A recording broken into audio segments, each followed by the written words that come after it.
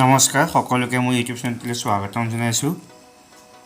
যোৱাকালি 25 এপ্ৰিলত অসম চৰকাৰ ফাইনেন্স ডিপাৰ্টমেণ্টৰ ফালৰ পৰা যিসকল চাকৰিয়াল আৰু পেঞ্চনাৰ আছে সেইসকলৰ বাবে এটা ভাল খবৰ আহিছে।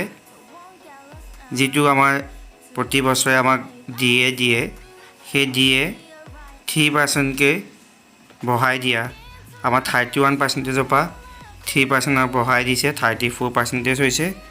আৰু ইয়াৰ লগতে আমাৰ অহা মাহৰ মানে এপ্ৰিল মাহৰ পৰা এই 3%টো আমাৰ দৰমহাৰ লগত যোগ হৈ আহিব আৰু ইয়াসমূহ দিবৰ বাবে এটি অৰ্ডাৰ ওলাইছে।